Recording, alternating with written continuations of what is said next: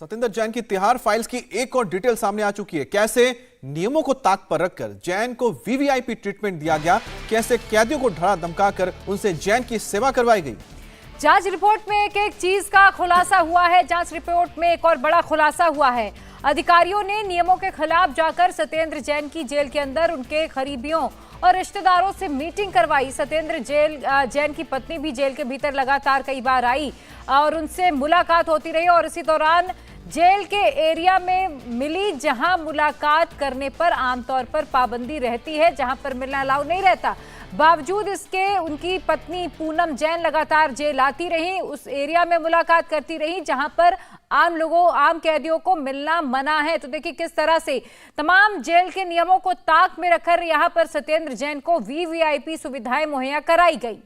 और आपको बता दें, जो तस्वीरें आप देख रहे हैं, इन तस्वीरों में आप देख पाएंगे किस तरह से सेवा तो हो ही रही है, लेकिन साथ ही साथ यहाँ पर दरबार भी लगता है। कई बार यहाँ पर सुपरिटेंडेंट जो थे जेल के वो नजर आते थे। और तो खबर ये भी सामने आई है कि जो डीजी जेल थे संदीप गोयल पहले, उनकी भी यहाँ पर जेल के अंदर इस बैरक में मुलाकातें हो चुकी हैं। और साथ ही साथ आपको बता दें, जो उनका परिवार यानी सतेंद्र जैन का जो परिवार है वो भी लगातार अब सतेंद्र जैन से मुलाकात करने आता था। और जो सबसे बड़ी बात थी कि जो जेल के नियम होते हैं उनको ताक पर रखते हुए वहां मुलाकात होती थी, जहां पर मुलाकात करने की इजाजत नहीं होती है किसी भी बाहरी व्यक्ति को अंदर जो रह रहा है उसके साथ। तो कुल मिलाकर जो ये रिपोर्ट सामने आई है, जिसमें principal secretary home, principal secretary law, principal secretary vigilance जो शामिल थे, तीनों ने मिलकर जो रिपोर्ट तैयार की, उसमें जो खुलासे बताते हैं किस तरह से जेल के जो डीजी थे, इन्हें प्रिजन के जो डीजी थे, साथ ही साथ जो सुपरिटेंडेंट थे, इनकी सब मिली भगत से किस तरह से सतेंद्र जैन को ये सहूलियतें दी गई। बिल्कुल। और सितंबर और अक्टूबर में सतेंद्र जैन की पत्नी पूनम जैन और परिवार के दूसरे लोगों ने कई बार जेल में जाकर सतेंद्र जगह से एक ऐसी जगह मुलाकात की जो मुलाकातियों के लिए नहीं होती। स्पेशल ट्रीटमेंट देकर बैन वाली जगहों पर मुलाकात हुआ करती थी। सतेंद्र जैन के साथ उनके परिवार के लोगों की मुलाकात भी होती थी। जेल नंबर 7 की बाहर वाली जगह पर अक्सर ये लोग पहुंचते थे, सतेंद्र जैन से मिलते थे और इसका आरोप सीधा सीधा संदीप गोयल पर लगा है। कहा यह जा रहा है कि डीजी जेल संदीप जैन, जो कि तत्कालीन डीजी थे, उनकी मिली भगत का उल्लेख साफ तौर पर कमेटी की ओर से किया गया है और इन पर विभागीय जांच की सिफारिश भी कमेटी की ओर से की गई है। और मुलाकात की अगर हम बात करें, एक ऐसी जगह मुलाकात होती थी जहां पर आम कैदियों को नहीं मिलने दिया जाता था। कई हरकतें कैमरे की रेंज में नहीं होती थी। एक ऐसी जगह पर यह मुलाकात होती थी जहां पर कैमरे की रेंज ना हो, कैमरे की नजर में वो ना आए। सतेंद्र जैन के परिवार को उनसे मिलने ऐसी जगहों पर भी भेजा जाता था और ये काम जेल स्टाफ और डीजी की इजाजत के बिना नहीं हो सकता था। इसीलिए इसमें संदीप गोयल की सीधी सीधी मिलीभगत सामने आई है। अब जेल नंबर 7 की दिहोदी में कब कितनी देर तक सतेंद्र जैन की पत्नी और परिवार की मुलाकात हुई, आपको बता देते हैं। 16 दिसंबर 2022 को पत्नी और बेटी ने मुलाकात की, सुबह 10 से लेकर आप देख सकते हैं टाइमिंग दी गई है। इसके अलावा 30 सितंबर को भी उनकी मुलाकात हुई। तो कुल मिलाकर ये जो आप पूरी देख रहे हैं, हम आपको बता रहे हैं, 19 तारीख को पूनम जैन और श्रेया जैन ने 11 बजे से लेकर 12 बजे, 12:30 बजे तक मुलाकात की। 20 तारीख की अगर बात करते हैं, 20/9/2022 को उनकी मुलाकात होती है। उसके बाद 30/9/2022 को मुलाकात होती है। 3/10/2022 को मुलाकात होती है, इसमें पत्नी और उनकी बेटी श्रेया जैन दोनों शामिल हैं। 11/10/2022 को, फिर 13/10/2022 को मुलाकात होती है। और जो मुलाकातें होती है करीब करीब आप मान के चले कि एक घंटे की मुलाकातें हुई हैं। आप पूरी की पूरी फहरिस्त देख रहे हैं कि किस वक्त किसने उनके साथ मुलाकात की है। 27 सितंबर को देखिए पूनम जैन और अरुण गुप्ता की मुलाकात हुई थी और मुलाकात 16 तारीख से शुरू होती है। 16, 19, 20, 27, 30, ये पूरे सितंबर महीने में देखिए पत्नी और बेटी मुलाकात करने जाती है। फिर अक्टूबर का महीना आता है, 3 अक्टूबर, 11 अक्टूबर, 13 अक्टूबर को भी मुलाकात होती है। और जो मुलाकात का जो वक्त है करीब करीब 1 घंटा या 1 घंटे से ज्यादा का रहा है। लेकिन सबसे बड़ी बात है, जो जेल का दिहोदी होता है, जहां पर मिलने की इजाजत नहीं है, जहां कैमरे नहीं होते, तो क्या कैमरे से बचकर ये मुलाकातें होती थी? और जो कि इजाजत नहीं है उसको नियम कानून को तोड़कर ये इजाजत दी जाती थी। बिल्कुल। और रिपोर्ट में यह भी कहा गया है अमित कि सतेंद्र जैन दूसरे कैदियों से भी बैरक में मीटिंग करते थे, जिसमें मनी लॉन्ड्रिंग केस में बंद दूसरे कैदी वैभव जैन, अंकुश जैन भी शामिल हैं। इसके अलावा ईडी की जांच के बाद जेल में बंद कैदी संजय गुप्ता और रमन भूरिया भी इसमें शामिल हैं। ये लोग मुलाकात के समय के बाद भी जैन के साथ बैरक में मीटिंग करते रहते थे। बाकायदा जिस कमरे में सतेंद्र जैन को अलग एक बैरक दी गई थी जहां पर उनका बिस्तर था, आपने वो तस्वीरें भी देखी होंगी, वो वीडियोज वायरल हुए हैं कि उनके रूम के भीतर कई लोग कुर्सियों पर बैठे नजर आए थे। और कहा यह जा रहा था सतेंद्र जैन के अलावा जो दूसरे अन्य आरोपी मनी लॉन्ड्रिंग मामले में है, उनसे भी बैरक के भीतर सतेंद्र जैन की धड़ल्ले से मीटिंग चला करती थी। और ये सब जेल प्रशासन की मिलीभगत के चलते ही संभव हुआ है। और रिपोर्ट के मुताबिक तिहाड़ के अंदर कैदियों को मिलने वाले कैश कार्ड का भी गलत इस्तेमाल हुआ है। जिस कार्ड से जेल में कैदी कैंटीन से खाना पीने का सामान खरीदते हैं, उसमें पैसा डलवाकर जैन को यूज करने के लिए दिया जाता था या उनके लिए यूज किया जाता था। और दरअसल तिहाड़ जेल में हर कैदी को एक कैश कार्ड मिलता है, जिसमें हर महीने 7,000 रुपए ट्रांसफर किए जाते हैं। और यह पैसा कैदी का रिश्तेदार या फिर उसका कोई करीबी ट्रांसफर कर सकता है, जिसका इस्तेमाल जेल के कैंटीन से किया जाता है। बिल्कुल, और उस कार्ड से जेल की कैंटीन से खाने पीने का आइटम और दूसरी तमाम जो जरूरत की चीजें हैं वो खरीद सकते हैं। लेकिन रिपोर्ट जो सामने आई है उसमें कहा यह जा रहा है कि कुछ कैदियों के कार्ड में जेल अधिकारी और जैन के करीबी भी पैसे डालते थे। उन पैसों के जरिए जेल की कैंटीन से सत्येंद्र जैन के लिए फल फूल मंगाए जाते थे। और किस तरह से अब इस पूरे मामले का खुलासा हो रहा है, भास्कर मिश्रा और अभय पराशर हमारे साथ एक बार फिर से जुड़ चुके हैं। अभय, मैं आपका रुख कर लेती हूं। जैसे कि एक कैदी ने कहा भी कि वो हर महीने कार्ड को रिचार्ज किया करता था और इस्तेमाल सत्येंद्र जैन उसके लिए किया करते थे। जो रिपोर्ट समिति की ओर से दी गई है उसमें भी ये साफ तौर पर कमेटी ने कह दिया है कि ये जो रिचार्ज होता था सत्येंद्र जैन के लिए ही होता था। जो फ्रूट्स और तमाम चीजें सत्येंद्र जैन के लिए आती थी, दूसरे कैदियों के कार्ड से भी आती थी।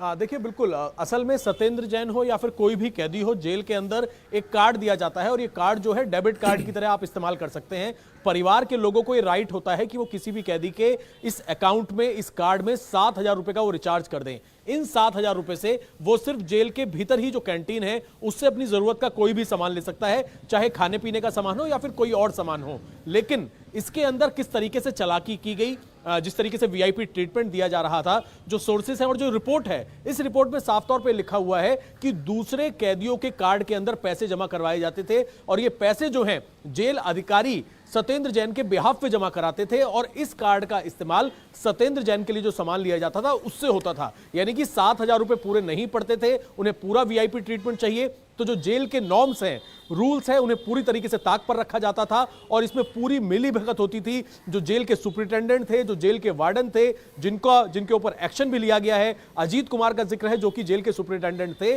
और वही जेल के जो इनका सेल है उसके अंदर आकर काफी देर उनके साथ मुलाकात भी होती थी और इस जो बाकी के कैदी हैं उनको मजबूर किया जाता था कि तुम्हारे कार्ड का इस्तेमाल सत्येंद्र जैन के लिए किया जाएगा। अलग अलग तरीके की धमकियां दी जाती थी, उनसे सफाई कराई जाती थी और साथ ही कई बार उन्हें फाइनेंशियली हेल्प करने का लालच दिया जाता था। तो कई बार उनके ऊपर जेल के अंदर उन्हें और तरीके से प्रताड़ित किया जाएगा, इस तरीके की धमकियां दी जाती थी, जिस वजह से मजबूर हो जाते थे इन 5 मजबूर किया जाता था। और कुछ ने तो ये अपनी रिपोर्ट में, जब रिपोर्ट ये कि जो रिपोर्ट तैयार हुई है, इस रिपोर्ट में जो बातें आई है सामने, जब तीनों गए थे मेंबर्स, इसमें उनको कहा भी है कि उनको लगता था कि शायद उनको पैसा मिलेगा, उनको फाइनेंशियली हेल्प मिलेगा, इसलिए उन्होंने ये काम किए और कुछ ने तो डर के मारे किया। लेकिन भास्कर, जो एक पॉलिटिकल नैरेटिव बताने की कोशिश की गई, चाहे वो अरविंद केजरीवाल हो या फिर मनीष सिसोदिया हो या फिर राघव चड्ढा हो, कोई भी हो, उन्होंने बाहर आके जो बातें कही, जो वीडियोस आए थे, उससे बिल्कुल मेल नहीं खाता है रिपोर्ट। और जो सच्चाई वो ये बताती है कि पद का दुरुपयोग हुआ है और साथ ही साथ जो गवर्नमेंट ऑफिशियल्स है किस तरह से उन्होंने मदद की है, चाहे वो जेल के जो प्रिजन के डीजी हो या फिर जो जेलर थे, सुपरिटेंडेंट थे, उन्होंने इसमें किस तरह से मदद की है। पॉलिटिकल नैरेटिव को कैसे वो ठीक करेंगे, क्योंकि जो सच्चाई है वो तो दिख भी रही है और सामने रिपोर्ट तो बोल भी रही है। देखिए, अक्सर होता ये है कि राजनेता पब्लिक कंजम्पशन के लिए इस तरह के बयान देते हैं और उनको इस बात का अंदाजा नहीं होता कि इस मामले में या किसी भी मामले में जांच इस हद तक पहुंच जाएगी।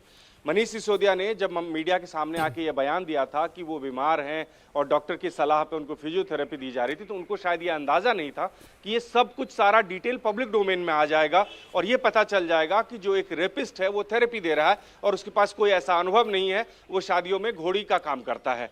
लेकिन अब ये दिक्कत आम आदमी पार्टी के साथ में है कि चुनाव के समय में भारतीय जनता पार्टी के द्वारा जब सबसे बड़ा मुद्दा इसको बनाया जा रहा है और एक के बाद एक नए खुलासे हो रहे हैं, तो उनके पास अपना फेस सेव करने के लिए क्या है, तो उन्होंने ये कोशिश की। लेकिन उसके बाद से आपने देखा कि कोई और दूसरा बयान नहीं आया है। जैसे ही इस मामले में जांच हुई और एक एक सच्चाई सामने आने लगी, उसके बाद आम आदमी पार्टी के द्वारा इस पे कोई और बयान नहीं आया। सिर्फ ये कहा गया कि भारतीय जनता पार्टी के द्वारा हर दिन एक नया नया वीडियो लाया जा रहा है और उनका काम यही है। आम आदमी पार्टी को ये पता है कि अब सत्येंद्र जैन को डिफेंड करना, जेल में जिस तरह की सुविधाएं उनको दी जा रही थी वो अब बहुत मुश्किल हो रहा है, लिहाजा अब एक तरह से बिल्कुल भास्कर, और देखिए कहा ही जा रहा है कि इसका सीधा सीधा असर कहीं ना कहीं दिल्ली में एमसीडी के चुनावों में भी जरूर पड़ने वाला है। बने रहिएगा। इधर तिहाड़ जेल की जांच रिपोर्ट आने के बाद अब बीजेपी केजरीवाल पर लगातार हमलावर है। दिल्ली बीजेपी अध्यक्ष आदेश गुप्ता का कहना है कि आम आदमी पार्टी की करतूत है, जो जेल में भी वीवीआईपी बने हुए हैं अभी तक। अंतर्गत आती है, उसका प्रशासन दिल्ली सरकार का है और दिल्ली सरकार के मंत्री सत्येंद्र जैन, तो जब सैया भय कोतवाल तो डर का आएगा। जब जेल मंत्री खुद जेल में है तो सारा जेल का अमला उनकी सेवादारी में लगा था, उनकी तीमारदारी में लगा था, इसीलिए सारे नियम कानून को ताक में रख दिया, सारे धज्जियां उड़ा दी। आम कैदी को जिस तरीके से रखा जाता उससे अलग वीवीआईपी तरीके से रखा गया और मसाज की कराएगी। और कैदी इसलिए मसाज करते थे कि उनको पनिशमेंट ना हो। और जिसको फिजियोथेरेपिस्ट वो बता रहे थे वो बाद में जब पाया गया तो रेपिस्ट निकला। पास्को एक्ट का मुजरिम है, एक 13 साल की मासूम बच्ची के साथ दुष्कर्म करने का दोषी था और ऐसे लोगों के साथ ये मालिश करा रहे थे। उनसे इनकी नैतिकता तो कहाँ चली गई है, इनकी मोरल अथॉरिटी तो बची नहीं है। 6 महीने से जेल में हटाया नहीं और वहाँ मोबाइल फ़ोन, वहाँ मीटिंग, वहाँ बाहर से खाना आ रहा है, उनको एसी मिल रहा है, टीवी मिल रहा है, सारी सुविधाएं दे रहे हैं क्योंकि जेल उनकी है, जेल प्रशासन उनका है। तो जेल में भी वो वीवीआईपी बने हैं। ये आम आदमी पार्टी की करतूत लोगों ने देखी है। तो आपने बीजेपी के नेता और साथ ही प्रदेश अध्यक्ष आदेश गुप्ता को सुना। अब बीजेपी के एक और नेता है मनजिंदर सिंह सिरसा, उन्होंने सत्येंद्र जैन को लेकर केजरीवाल को कैसे घेरा वो भी सुनिए। जैसे बेनामी प्रॉपर्टियों के केसेस में सत्येंद्र जैन अंदर हैं, इसी तरह जेल में भी वो बेनामी का काम करते थे और जो जेल कार्ड होते हैं वो उन्होंने और मुजरिमों के नाम से बनाए थे और उनको वो खुद एंजॉय करते थे। यहां तक कि सत्येंद्र जैन को डीजी जेल उनके कमरे में मिलने आते हैं और उनकी धर्मपत्नी भी वहां मौजूद हैं। आप समझ के देखिए कि सत्येंद्र जैन का कितना रुतबा और कितना वीवीआईपी आदमी है वो। और यही नहीं, अक्सर सत्येंद्र जैन का परिवार, उनकी धर्मपत्नी और बाकी परिवार के लोग बिना किसी मुलाकात के टाइम के सीधा जेल में आके सत्येंद्र जैन से मिलते थे। ड्योढ़ी में ये मुलाकातें होती थी और धमकाकर डराकर सेवाएं ली जा रही थी जेल से। अरविंद केजरीवाल जी, अब तो स्पष्ट है कि आपका मंत्री ना केवल भ्रष्ट है, बेईमान है, बल्कि एक साजिशकार और एक क्रिमिनल माइंड आदमी है जो बेनामी प्रॉपर्टी का काम बाहर करता है और जेल में रह के भी बेनामी वाले काम करता है। ये मेरा कहना नहीं है, ये वो रिपोर्ट जो जेल ने लेफ्टिनेंट गवर्नर को दी है, ये सारे तथ्य उसमें लिखे हुए हैं। तो आपने सुना बीजेपी किस तरह से आरोप लगा रही है। बीजेपी की ओर से बाकायदा एक पोस्टर भी जारी किया गया है जिसमें सत्येंद्र जैन का मसाज करते हुए केजरीवाल को दिखाया गया। हमारे 2 सहयोगी लगातार बने हुए हैं। भास्कर, मैं आपका ही रुख कर लेती हूं। जैसे कि अभी हम बात कर रहे थे, ये जो वीडियो सामने आ रहे हैं, आम आदमी पार्टी भी यही कह रही थी कि ये बीजेपी की चाल है ताकि चुनावों को प्रभावित किया जा सके। तो जो अब ये रिपोर्ट भी सामने आई, क्या इसका कोई असर एमसीडी के इलेक्शन में पड़ने वाला है?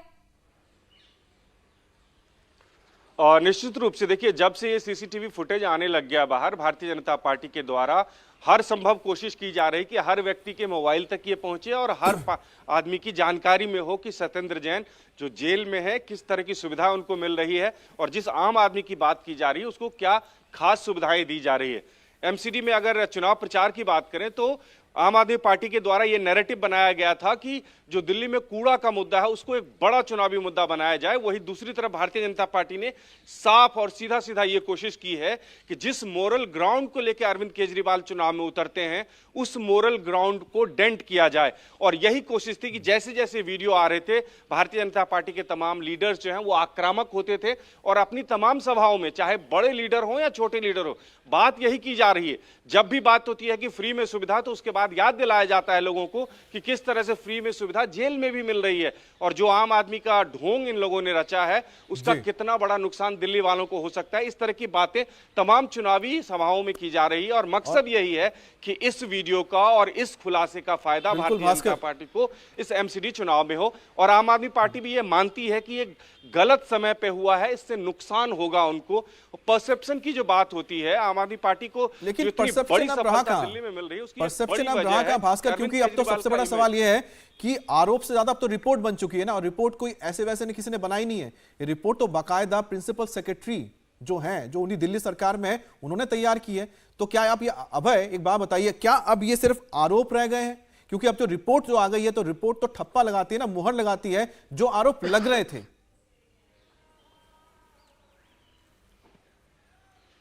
देखिए बिल्कुल जो आरोप लग रहे थे उन पर जो सफाई दी जा रही थी, principal secretary home, principal secretary law, इन सब ने बाकायदा पूरी की पूरी एक जांच की, और जांच केवल जांच नहीं की बल्कि तिहाड़ जेल में जाके ना केवल उन अधिकारियों से बातचीत की, उन अधिकारियों को बुलाया मीटिंग में जिनको सस्पेंड किया गया, जो कि जेल के सुपरिटेंडेंट थे, जब उन्हें लगा कि पूरी तरीके से लापरवाही की गई है। और दूसरी बड़ी बात, जो आरोपी हैं, जिन 5 दूसरे कैदियों से ये तमाम सेवाएं सत्येंद्र जैन को दिलवाई जा रही थी, उनके स्टेटमेंट तिहाड़ जेल में जाके दर्ज किए हैं। उन्होंने साफ तौर पर यह बताया है कि किस तरीके से उन्हें मजबूर किया गया, तो उनके स्टेटमेंट बहुत ज्यादा इंपॉर्टेंट हैं। और ये तमाम जो बातें हैं, जो रिपोर्ट है, ये कहीं ना कहीं पूरी तरीके से जांच पड़ताल करने के बाद तैयार की गई है, जिससे ये साफ होता है कि सिर्फ सत्येंद्र जैन के ऊपर इसमें सवाल नहीं उठाया गया है, बल्कि बाकायदा पूरी जांच करके जेल के अधिकारी, चाहे वो तत्कालीन डीजी हो, क्योंकि रिपोर्ट में यह बात भी लिखी है कि सेल के अंदर यह भी देखा गया कि करीब 50 मिनट जो जेल के तत्कालीन डीजी थे संदीप गोयल, वो सत्येंद्र जैन से मुलाकात करते हैं, जिससे ये लगता है